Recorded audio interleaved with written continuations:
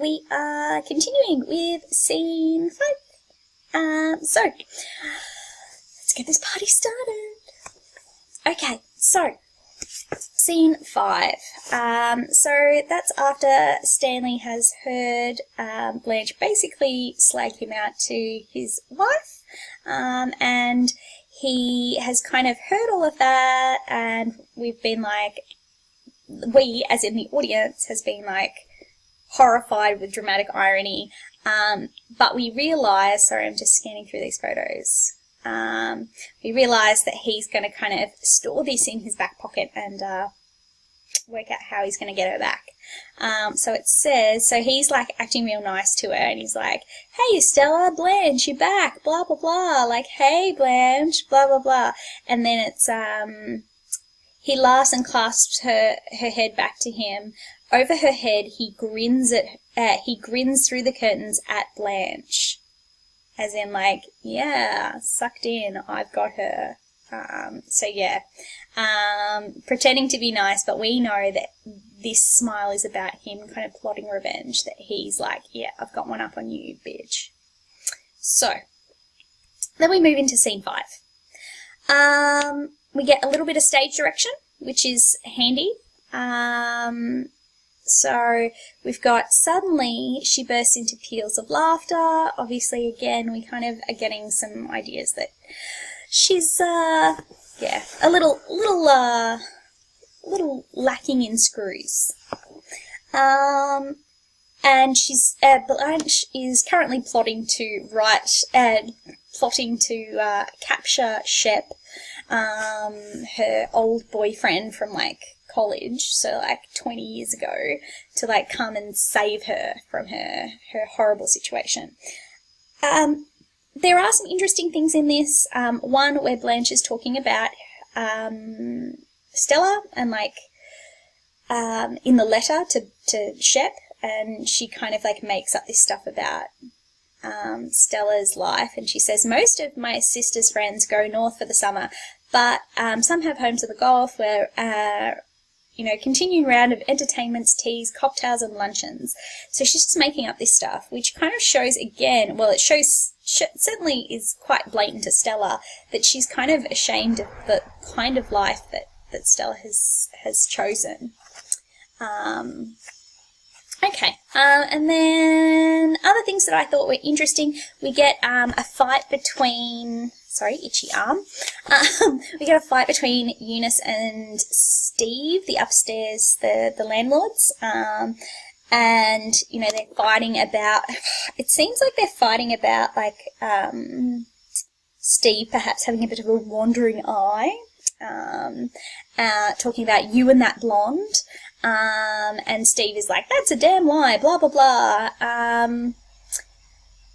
Again, they're like yelling, and it seems like there's some violence and stuff. Again, it's showing this thing that, like, in this world of New Orleans, in the working class, violence and love intertwined is normal, that this is something that's normal. Again, would certainly be something to explore, looking at it from a feminist perspective.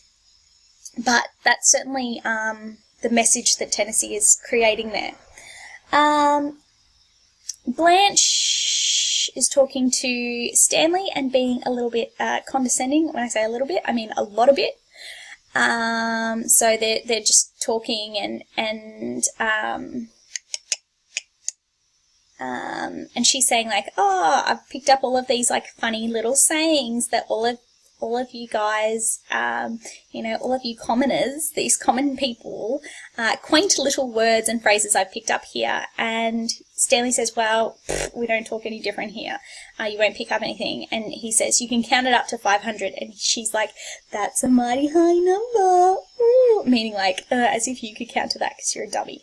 Okay, so she's been very condescending, as usual, because she thinks that Stanley is an idiot.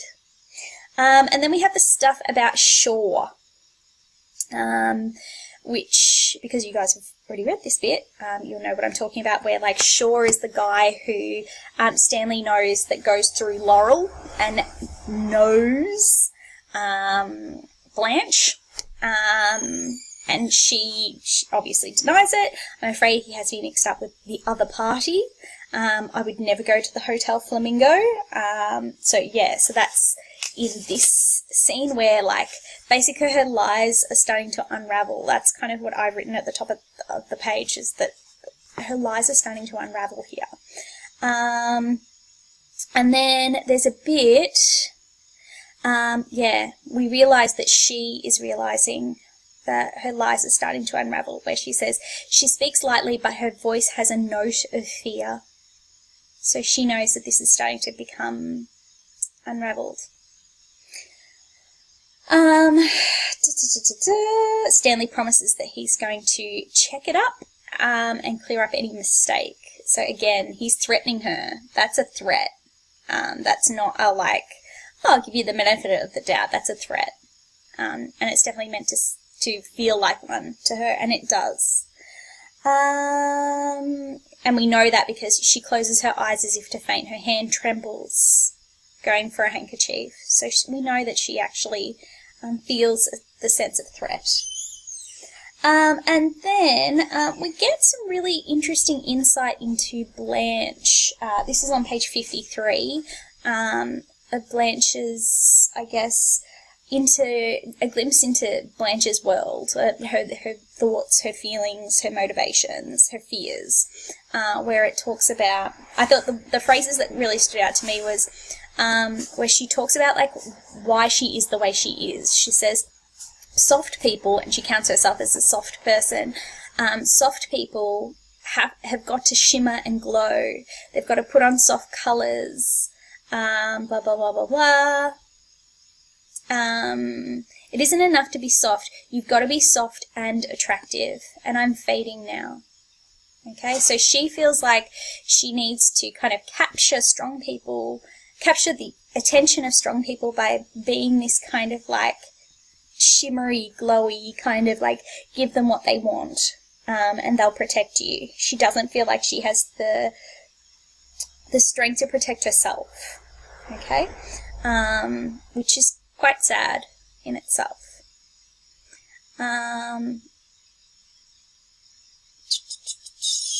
For some reason, in this book, it's much shorter than mine. Like, there's more in it in my book.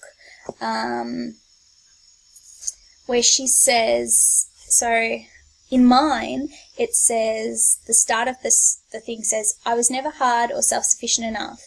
When people are soft people have got to court the favour of hard ones. I like that line. I think that's interesting. And then further on down it says, that's why I've been not so awfully good lately. I run for protection. And then blah, blah, blah, blah, blah. She talks about men. And then she says, you've got to have your existence admitted by someone. And that's really important to Blanche, that people see her, that she's visible. That's really a big part of her psyche. Yeah, and then you've got to be soft and attractive. So, like, that feeds into her fears that, like, she's losing her attractiveness because of her age and stuff like that, and therefore she's not going to be able to, like, fall back on that to find protection. So I think that is a really worthwhile circling, because I think it gives us a really keen insight into her psyche. Alright, keeping on going. You've got Stella, who says something that is quite interesting, where she says, I like to wait on you, Blanche, where, like, Blanche says, oh, no, I can do it myself, and Stella says, I like to wait on you, Blanche. It makes me seem more, like, at home. So I wrote, Stella is used to being subservient to Blanche. This is something that is kind of, like, inbuilt into her psyche, which obviously makes it all the more harder to let her go at the end.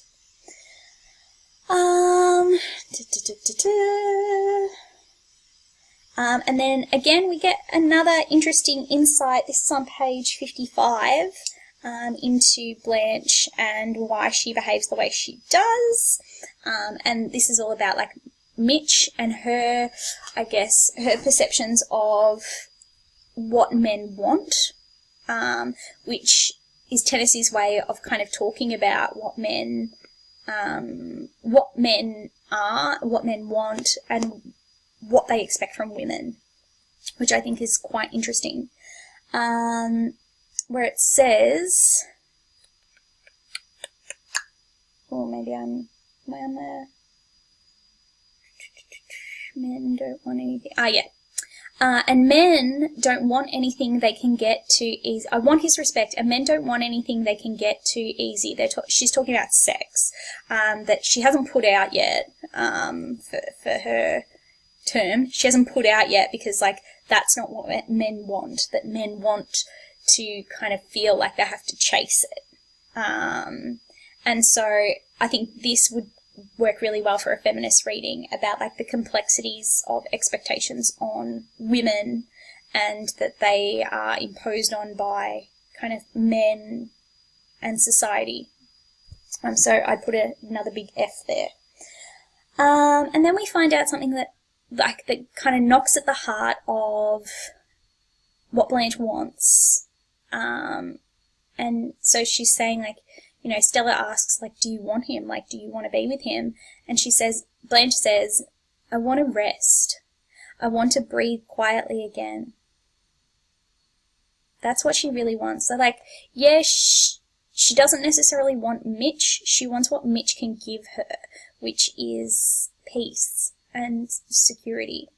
And yeah, it's not kind of like the fancy lifestyle that she's become accustomed to, but it's safety, and that's what she's really looking for.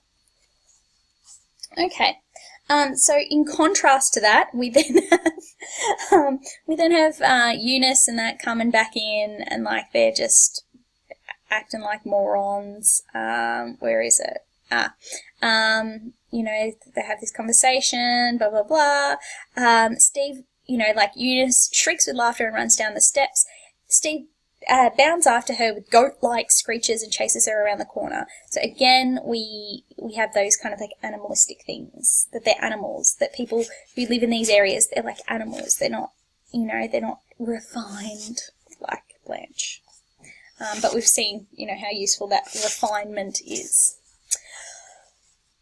Okay. And then the young man comes in selling subscriptions to the Star, so newspaper subscriptions, and she, like, tries to seduce him, and blah blah blah. So we have all this, like, carry on, like, seduction stuff. Where is it? Sorry, I'm just, like, looking for the bit that I want. Where does she kiss him? Oh, yeah.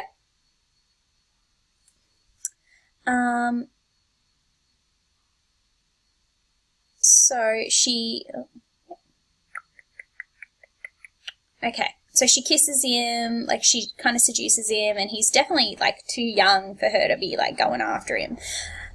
Again, you've got to put your 1950s hat on here. You cannot make kind of the same sort of judgments that you would normally make, you know, like in the 21st century, where we're like, hey, that's child molestation. You back off. What we would more feel as a 50s viewer would be, it's kind of inappropriate and, oh, it's a bit yucky. Yeah, that's not what she's really supposed to be doing. But, like, we wouldn't be like, pedophile. Yeah, it's different world. Take your 21st century hats off, okay? So that's important. But yeah, we are supposed to kind of say, it's supposed to kind of leave us with this idea that, like, Blanche makes really bad choices. She makes really bad choices that are detrimental to her, and that could bring everything crashing down around her, that she is a train wreck. Unsurprisingly. And it's all about, for her, it's about youth. That's what she's actually attracted to. She's attracted to young man. Young man. She's attracted to the the youth of it, and that what she's actually hungering for, craving for, is youth and to be young again. You know, and that's why, you know, she goes after these younger boys, because it reminds her of, because remember, she was 16 when she married that boy, when she married Alan, and it all fell apart.